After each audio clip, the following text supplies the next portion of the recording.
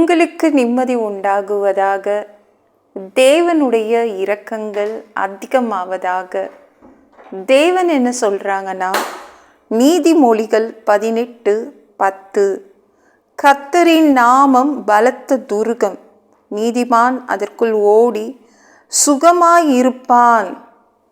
இந்த வசனம் சொல்லுது நீதிமான் ஓடணும் அப்படின்னு சொல்லுது. கர்த்தரை தேடுகிற பிள்ளைங்க ஓடணும். என்ன எதற்காக ஓடணும்னா, கர்த்தரை நோக்கி ஓடணும். அவன் அப்படி ஓடி கர்த்தர்கிட்ட போய் சேர்ந்துட்டானா அவன் சுகமாய் இருப்பான். நீதிமான் அதற்குள் ஓடி சுகமாய் இருப்பான். தேவன் எங்கே இருக்காரு அப்படின்னு கண்டுபிடிச்சி அவர் பக்கத்தில் போய் நின்றுடணும்.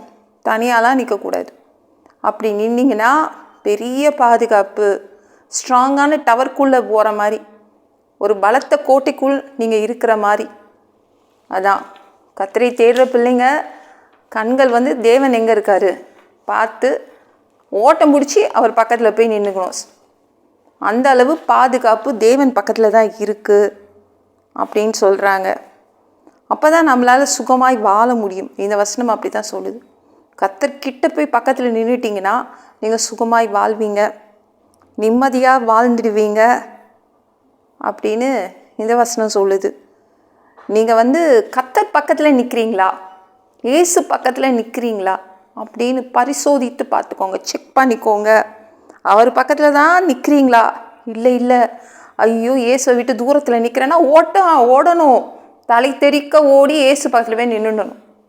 அங்கே போய் நின்னாதான் பலத்த பாதுகாப்பு. தனியாக நிற்பேன், நான் தைரியமான பொண்ணு, நான் தைரியமான ஆளுன்னு போய் நின்னீங்கன்னா கஷ்டம். தேவன் பக்கத்தில் தான் நிற்கணும்.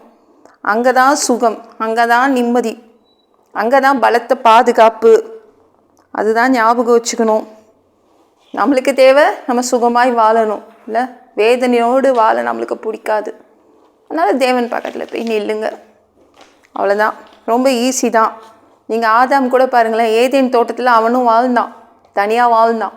அப்போல்லாம் தேவன் எங்கே இருந்தாரோ அங்கே போய் நின்னான். தேவன் எங்கே இருக்காருன்னு கண்டுபிடிச்சி அங்கே போய் நின்னான். அது வரைக்கும் அவனுக்கு பாதுகாப்பு இருந்துச்சு. ஆனால் அந்த ஏவாள் இருக்காளே, தேவன்கிட்ட என்னைக்காவது போய் நின்றுப்பா? இல்லை. பிசாசு பக்கத்தில் போய் நின்னாங்க, பாம்பு பக்கத்தில் போய் நின்னான், தைரியமாக நின்னா, தனியாக நின்னா. எவ்வளோ பாருங்களேன், அது என்னெல்லாம் செய்யணுமோ செய்துட்டு போயிடுச்சு. ஏவாளுக்கு என்னெல்லாம் கெடுதல் செய்யணுமோ கெடுதல் செய்துட்டு போச்சு. தனியாக நிற்கக்கூடாது, தைரியமாக நிற்கக்கூடாது. தேவன் பக்கத்தில் அவர் பாதுகாப்பின் கீழே தான் நீங்கள் நிற்கணும். நம்ம கண்கள் எப்பொழுதும் தேவன் எங்கே இருக்காருன்னு தான் கண்டுபிடிக்கணும். தேவனோடு நில்லுங்க, சுகமாய் வாழ்வீங்க, நிம்மதியாய் வாழ்வீங்க. உங்களுக்கு பலத்த பாதுகாப்போடு தேவன் உங்களை பார்த்து பாருங்க. ஞாபகம் வச்சுக்கோங்க, நம்ம கண்கள் எப்பொழுதும் தேவனை தான் தேடணும். அவர் கூட சேர்ந்துக்கணும், அவர் கூட தான் எப்பவும் சேர்ந்துக்கணும். நம்மளை அதிகமாக பாதுகாக்கின்றவர் தேவன் ஒருத்தர் தாங்க. பாதுகாத்துடுமாங்க. நம்ம குடும்பத்தால் எல்லா விதத்திலும் நம்மளை பாதுகாக்க முடியுமா? ஒரு டாக்டரால் உங்களை பாதுகாக்க முடியுமா? ஒரு அட்வொகேட்டால் உங்களை பாதுகாக்க முடியுமா? கஷ்டம். அவங்களாம் மனிதர்கள் தானே. இந்த நாடு உங்களை பாதுகாத்திடுமா? தேவன் ஒருத்தர் தான் உங்களை பாதுகாக்க முடியும். ஞாபகம் வச்சுக்கோங்க. அதனால் நம்ம கண்கள் எப்பொழுதும் தேவனை தேடி அவர்கிட்ட போய் ஓடி போய் சேர்ந்துக்கணும்.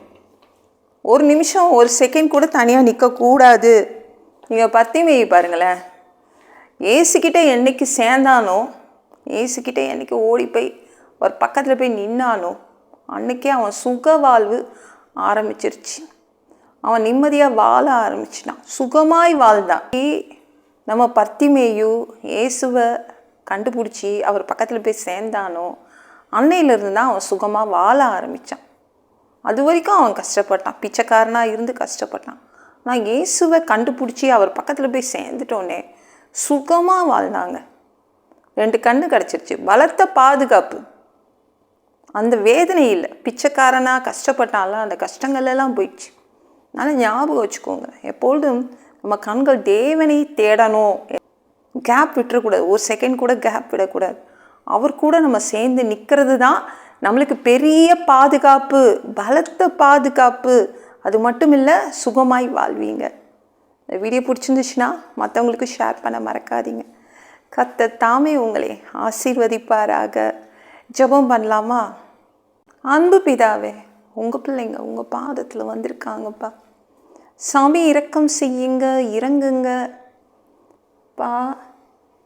உங்கள் பிள்ளைங்க உங்கள் பக்கத்தில் ஓடி வந்து சேர்ந்துக்கிறாங்க. நீங்கள் சுகமாய் உங்கள் பிள்ளைங்களை வாழ வைப்பீங்க.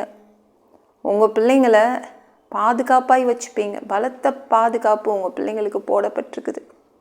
எல்லா பொல்லாத பிசாசுகள், ஏவல்கள், மந்திரங்கள், தற்கொலை ஆவிகள், பயத்தின் ஆவிகள், பலவீனப்படுத்துகின்ற ஆவிகள் எல்லாம் இயேசு என்ற பெயரினை கொண்டு துரத்துகிறேன். ஓடிப்போ. உங்கள் பிள்ளைங்களை இரத்த கோட்டிக்குள் மறைச்சிக்கோங்க. பரிசுத்த ஆவியால் நிரப்புங்க. ஞான ஸ்நானம் எடுக்கணும். ரட்சிப்பீராக.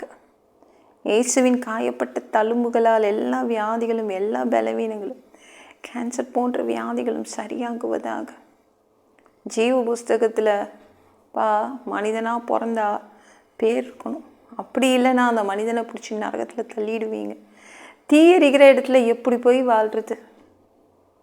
பரலோகத்துக்கு வர்றதுக்கு ஆசைப்படுறோம். எங்களை அடித்து உதச்சி திருத்தி பரலோகத்துக்கு அனுப்பிடுங்க சாமி. கழுவப்படாத பாவங்கள் இருந்தால் நல்லா கழுவி எங்களை பரலோகத்துக்கு அனுப்பிடுங்க. எந்த ஒரு இமை பொழுது நீங்கள் வருவீங்கன்னு இயேசுவை வணங்கி வணங்கி காத்துட்ருக்கோம். சுத்தமாக வாழ்ந்து வாழ்ந்து காத்துட்ருக்கோம்.